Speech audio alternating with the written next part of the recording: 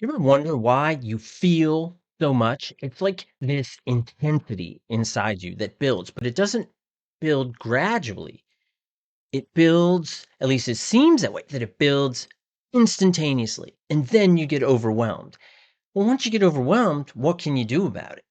And today we're going to focus on four things, four components related to BPD, why you feel so much, but also what you can do about it. So here we go. Let's get into it and let's check it out. First, it's emotional intensity as a double-edged sword.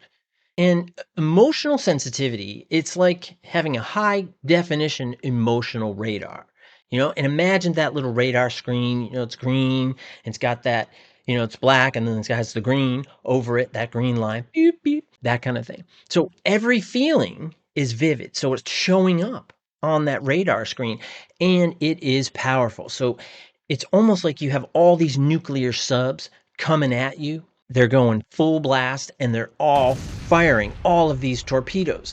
You're constantly on guard. You're constantly looking over your shoulders. You're constantly looking at your partners, looking at your family members, looking at your coworkers, and thinking, what is it? What's going on? Why do I not feel safe? What is this activated component? And I want to use an example of someone named Sarah. Now, Sarah, she's a 35-year-old graphic designer, and she often feels crushed, just overwhelmed by perceived criticisms at work.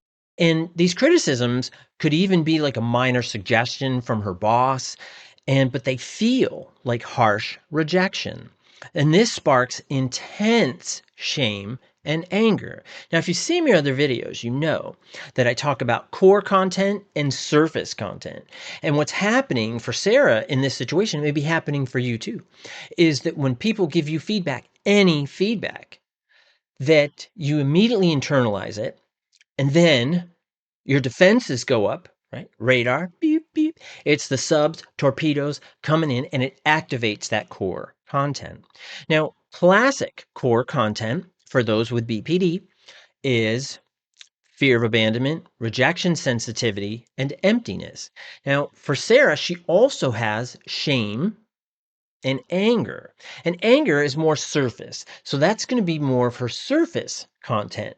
Shame, though, is probably a byproduct of rejection sensitivity, emptiness.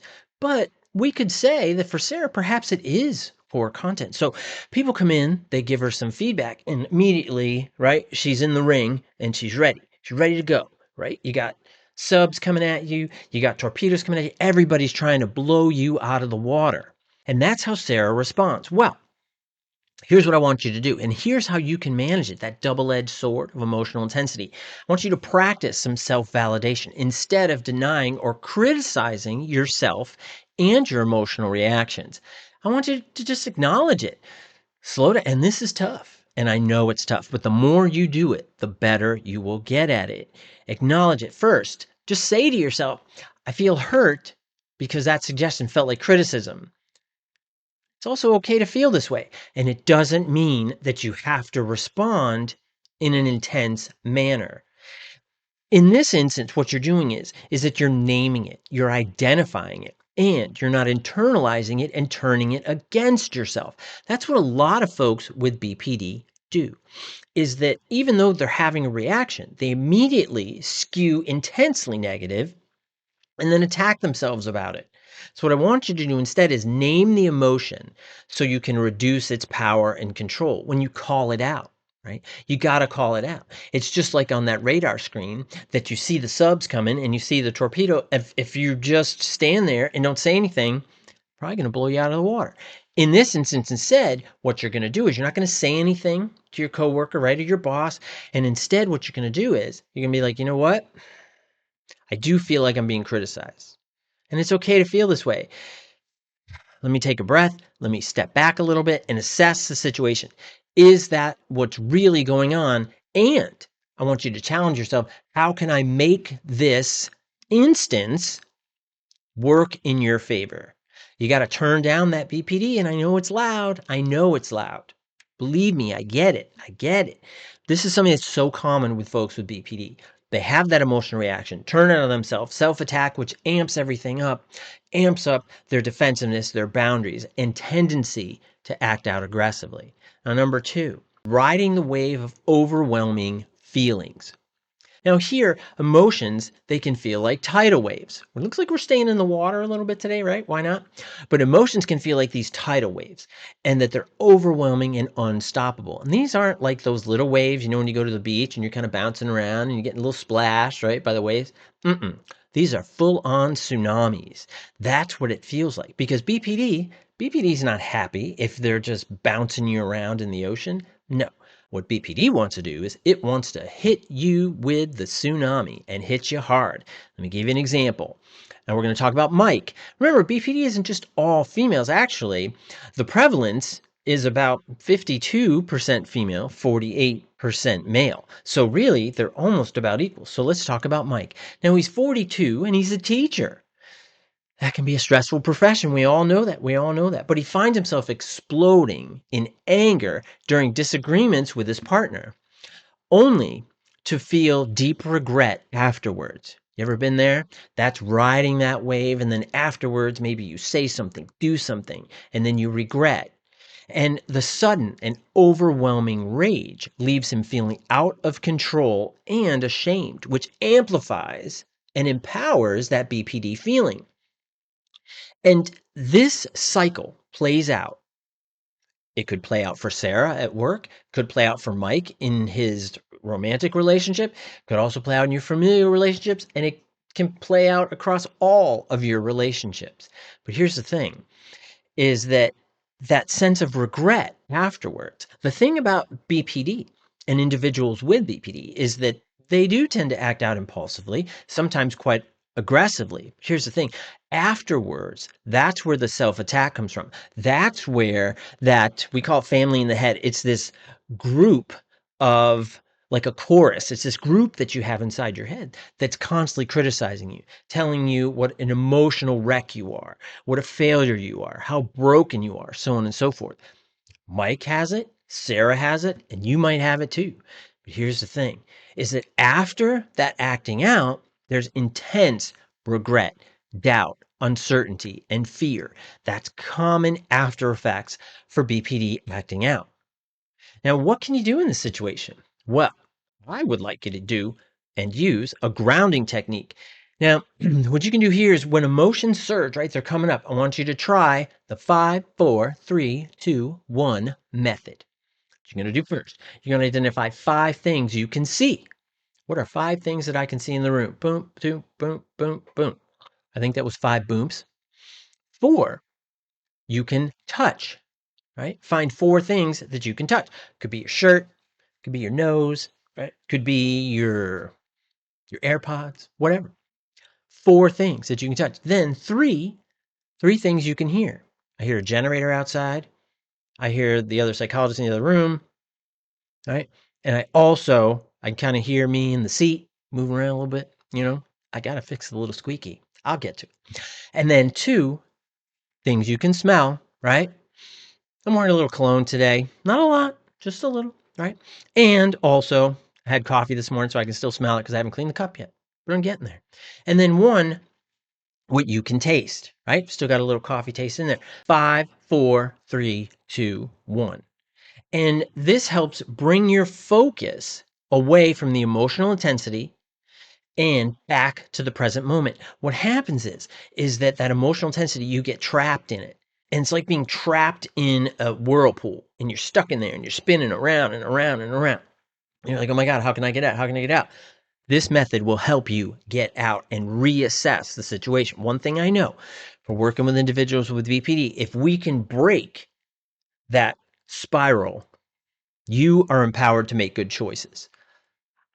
All my clients have good guts. Sometimes we got to get out of the spiral, focus on those good guts so you can use them to manage those situations when you're riding the wave of that emotion. Absolutely. Talk about number 3.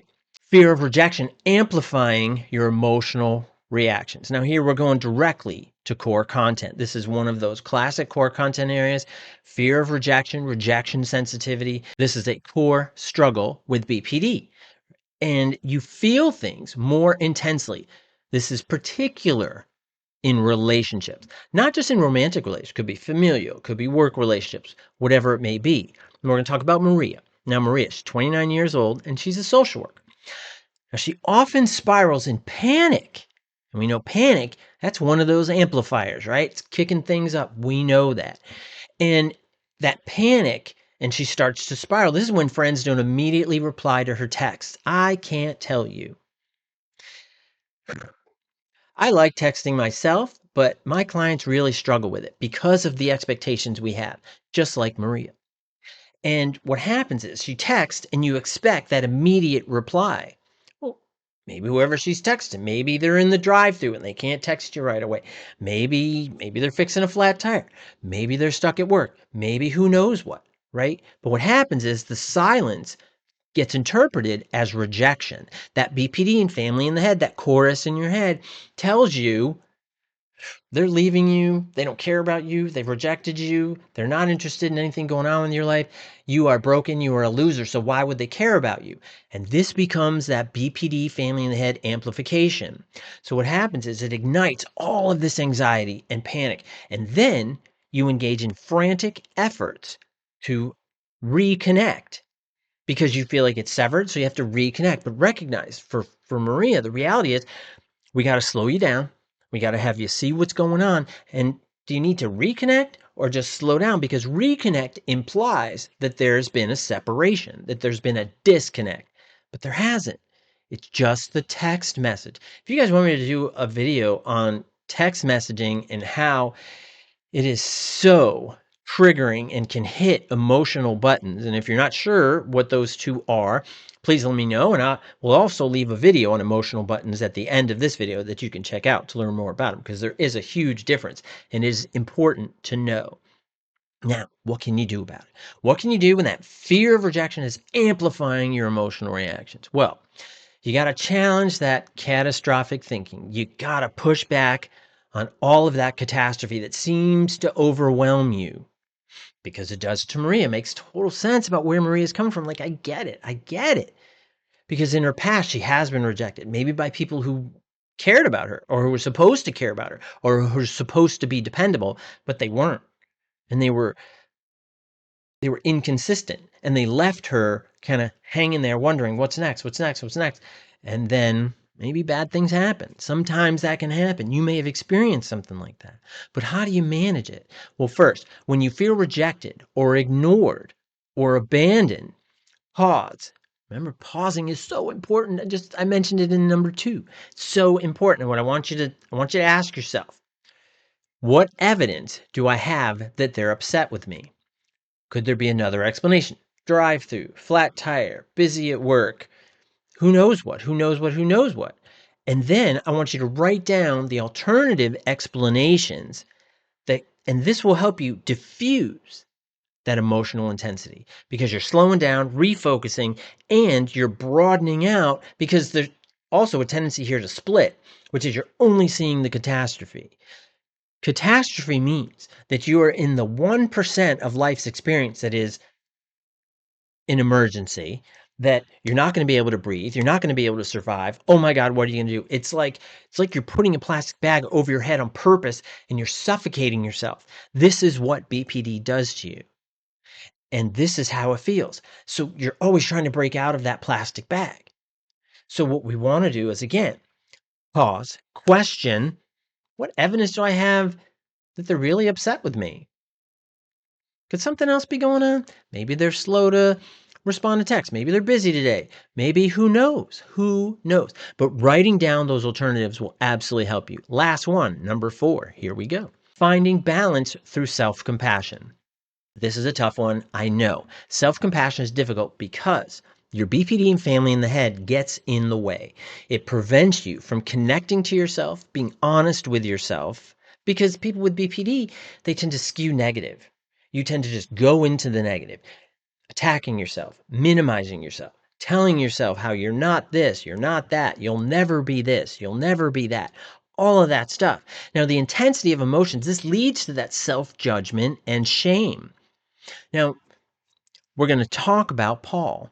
Paul here, 38-year-old musician, often feels guilty for reacting so strongly to minor slights, calling himself, I'm just too much, or I'm just a burden on everybody. Because what happens is that minor slights, which could be like texting, right? Same thing for Maria, but could also be maybe somebody doesn't respond the way you expect them to. Maybe somebody doesn't follow through on what you expect them to do. And remember, you're not going to ask them for what you want. They're just somehow supposed to know. And that's BPD is a really good trickster because it gets in your head and it tells you they should know that. They should know that. They've known you this long. They're your mom, dad, brother, sister, cousin, partner, coworker, whatever it is. They should know. BPD wants you to live on assumptions. Don't. Because here, what I want you to do is I want you to practice something called radical acceptance. Now, radical acceptance, you got to remind yourself that feeling deeply is part of who you are. Doesn't mean you're broken, doesn't mean you're terrible, doesn't mean any of that stuff. You got to turn down that volume of family in the head, right? Which amplifies your BPD and control over you. You have to control yourself. Instead of fighting or shaming yourself for your emotions, acknowledge them with kindness. You could say to yourself, it's okay to be a highly sensitive person. It's okay to feel deeply. My emotions are real and I deserve compassion. You have to give yourself compassion first. Easy to say, hard to do because I understand people with BPD, they absolutely externalize their sense of validation. So I'm only as good as how the world treats me and responds to me. It's a dangerous place to be. And you've probably experienced a lot of confusing emotions and uncertainty associated with it. Use these tips, use these strategies. Don't use them all at once. Find one that works for you, try it, and build it into habit. Practice until it's habit. I want you to embrace it. I want you to do this multiple times per day. And it's okay because the more you use adaptive and healthy strategies, the more control you will have over your BPD, your reactivity, and all of those emotions that cause you to feel so much. Well, now you've got some strategies and you know what to do with it. So please leave any comments. How do you manage all of these emotions, being highly sensitive, things of that nature? Because people really do benefit from the comments. And I think we're creating a great community here of support and kindness. And that's important because that's what people with BPD need. They need more support and more kindness. So thanks a lot. Hope you enjoyed the video and I'll see you next time. Bye-bye.